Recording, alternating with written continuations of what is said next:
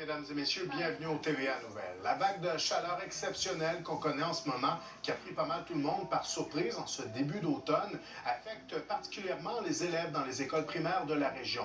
Les élèves et le personnel aussi doivent composer avec les températures chaudes et humides. Hier, d'ailleurs, il y a les commissions scolaires qui ont pris des mesures spéciales pour demain, pour tenter de remédier au problème.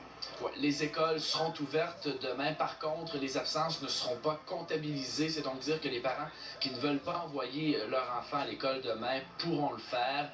Et vraiment, ça a été une journée, disons-le, pénible dans les salles de classe de la région, les écoles primaires particulièrement, les infrastructures qui ne sont pas vraiment construites pour ces chaleurs, les canicules généralement qui sont vécues pendant l'été alors que les écoles sont fermées.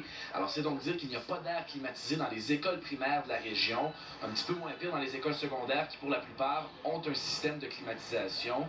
Si les enfants ont de la difficulté à se concentrer avec cette chaleur, c'est tout aussi difficile pour les enseignants.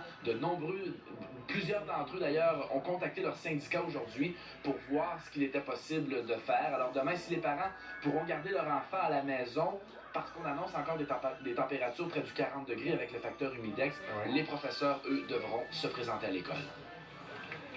Depuis ce matin, le téléphone ne dérougit pas au syndicat. Les enseignants, les enseignantes et également les enfants sont dans des conditions insoutenables. La chaleur est étouffante, elle est accablante.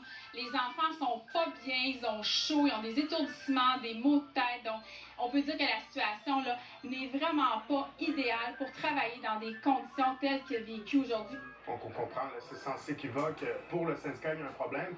Ceci dit, Simon-Pierre, les élèves, les écoles plutôt, vont prendre certaines mesures.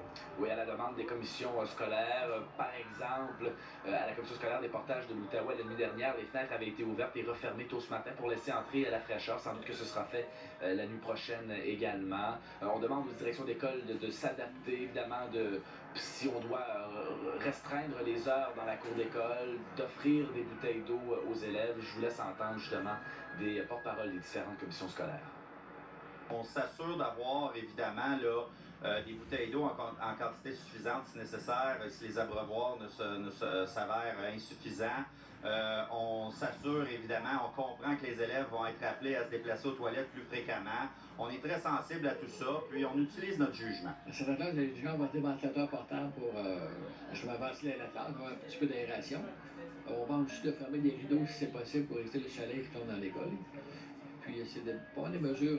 Puis c'est sûr qu'il y a un gros bon sens qu'on a dit là, boire de l'eau.